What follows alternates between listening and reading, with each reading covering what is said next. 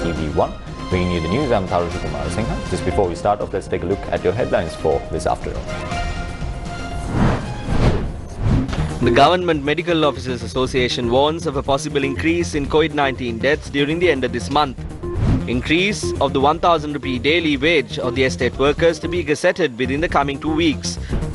Why did the Sri Lanka Muslim Congress support the 20th Amendment?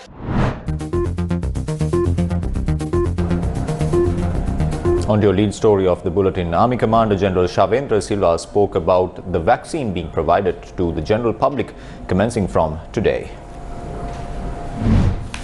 His Excellency the President has already given instructions to commence the vaccine to the population from today onwards.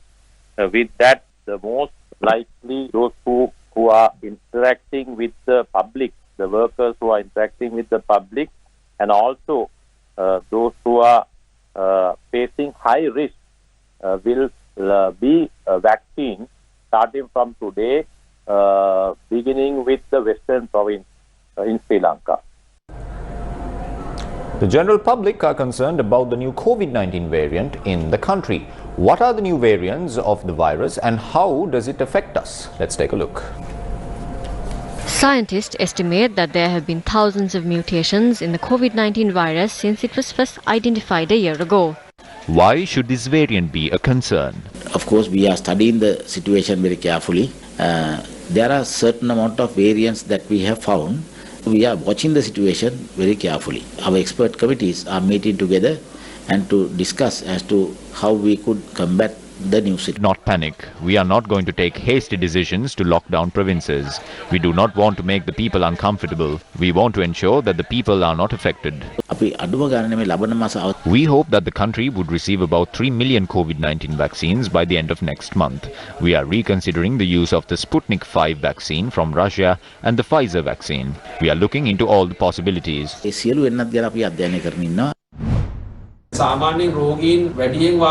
Normally the increase in the number of cases and deaths happen with an interval of about 2 to 3 weeks. This is important to Sri Lanka. By the last week of February, there is a chance for the number of deaths due to COVID-19 to increase. Patients with the new COVID-19 variant were identified in Sri Lanka after testing about 92 samples taken from across the country from the January to the end of February. After testing 92, 16 have tested positive.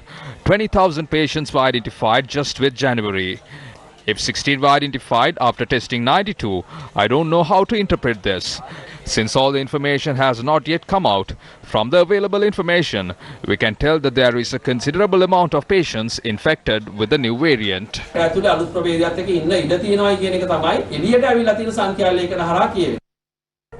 Meanwhile, development officers attached to the government have launched a protest demanding that they be made permanent. The protest commenced this morning near the Vihara Mahadevi Park. For more of the very latest of this topic, we are now joined by Newsfirst's Ahmed Buzo. The protest, as we see, is now organized by the Joint Development Officers Center and the 2019 Employees Graduates Association, and they are protesting based on many factors, and most important of all is they're not being employed as permanent employees even after completing more than a year and a half of training.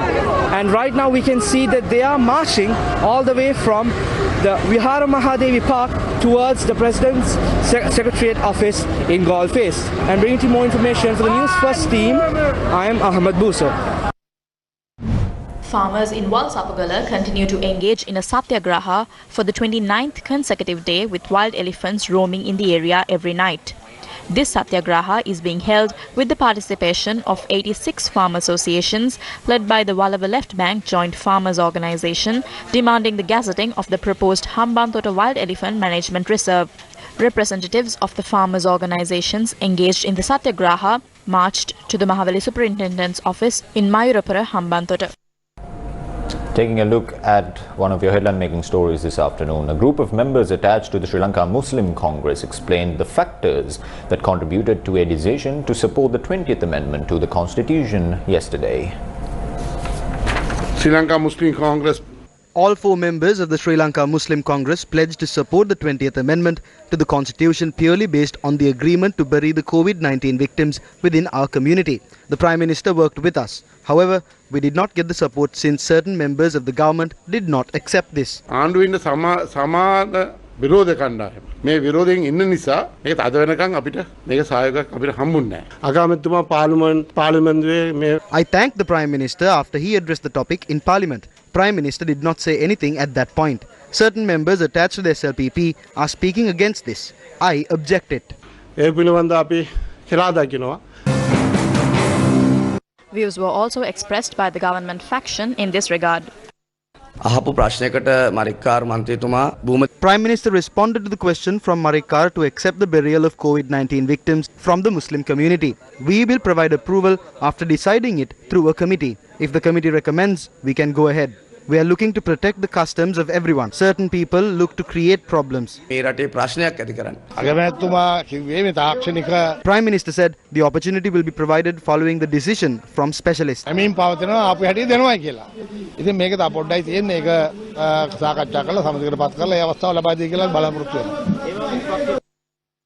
Attorney at law Premanatsi Dolawatha was questioned by the media yesterday regarding a statement made by Minister of Justice President's Counsel Ali Sabri in Parliament recently. ඒ නීතිය වෙනස් කරන ගමන් මේ විහාර හා දේවාලගම් පනතත් වෙනස් කරන්න යනවයි කියලා කියන්නේ ඉතින් විහාරගම් දේවාල පනත අත තියන්න අවශ්‍ය නැහැ වකුෆ් පනත අත තියන්න අවශ්‍ය නැහැ. There is no need to touch the Buddhist Temporalities Act. There is no need to touch the Church's ordinance either. However, the Muslim law and the upcountry law must be abolished. We should abolish all the different types of laws that the people are governed by, and one law should be brought forward before the country. And if someone says the Buddhist Temporalities Act will be amended, that is false. Those are challenges. We are well aware of it. Extreme groups are engaging in different types of agendas because the 2/3 majority was given to us to create one rule and one country. It has been revealed that the Bharatiya Janata Party in India is planning to expand its political activities in Nepal and in Sri Lanka.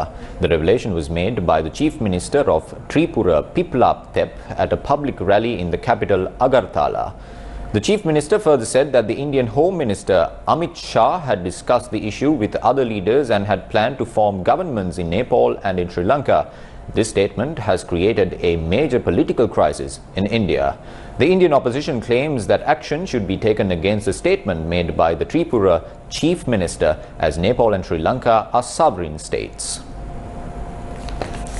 In more local news, the official ceremony to admit students to grade 1 and distribute school uniforms will be held under the patronage of President Gotabaya Rajapaksa at the Vimaladharma National School in Attabage, Gampola today. Kumari Jayasekara, Secretary to the State Ministry of Women and Child Development, Preschool and Primary Education, School Infrastructure and Education Services, said uniforms will be symbolically presented to students admitted to grade 1. She further noted the distribution of tablets for GCE A-level classes will also begin today. This is the manner in which students were enrolled to grade 1 parts of the island today.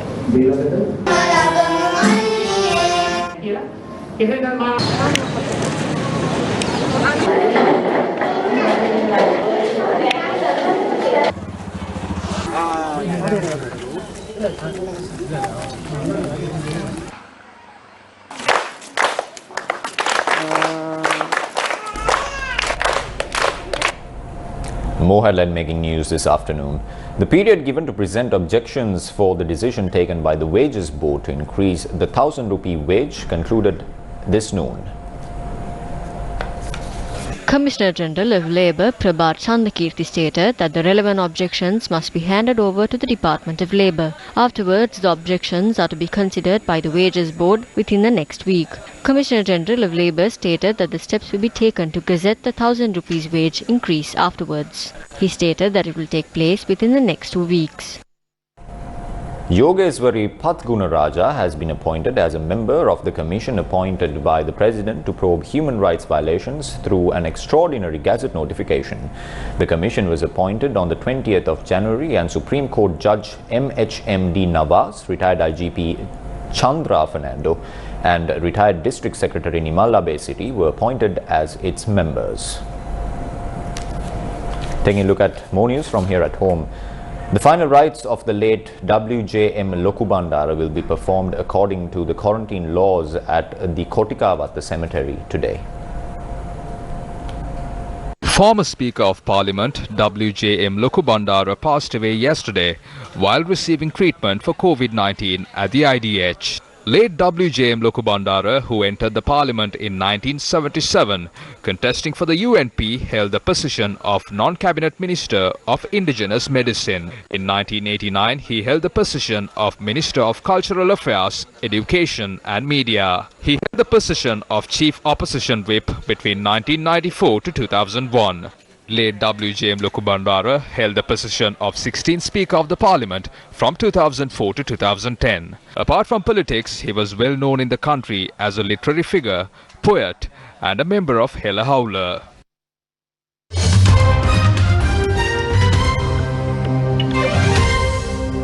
We now cross over to Ruhaza Irfan from the newsroom for the international news update. Ruhaza, is there an update regarding the committee appointed by the World Health Organization to look into the origins of the COVID-19 pandemic? Yes, investigators from the World Health Organization looking into the origins of the coronavirus in China have discovered signs that the outbreak was much wider in Wuhan in December 2019 than previously thought. The lead investigator for the WHO mission, Peter Ben Embarek, told foreign media in an interview that the mission had found several signs of the more wide-ranging 2019 spread, including establishing for the first time there were a dozen strains of the virus in Wuhan already in December. Embarek said, quote, "The virus was circulating widely in Wuhan in December, which is a new finding," end quote. He further added that the mission, which comprised 17 WHO scientists and 17 Chinese scientists, had broadened the type of virus genetic material they examined from early coronavirus cases that were first detected in December. Bringing you the latest updates from Myanmar, armoured vehicles have appeared on the streets of several cities in Myanmar amid signs that the military is preparing a crackdown on opposition to the coup it carried out on the 1st of February. An official accused the military of declaring war on the people. Tom Andrews, the UN Special Rapporteur on Myanmar, said the generals were showing signs of desperation and could be held accountable. The United Arab Emirates Hope Mission has returned its first picture of Mars.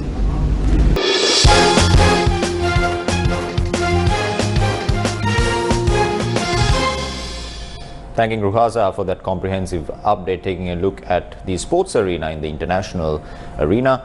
Wales edged out 14-man Scotland in a mesmeric thriller at Murrayfield to maintain their 100% start to their Six Nations campaign. That is all the news we have for you this afternoon. Bringing you the news, I was Tarusha Kumar Singha. Have a good day and take care.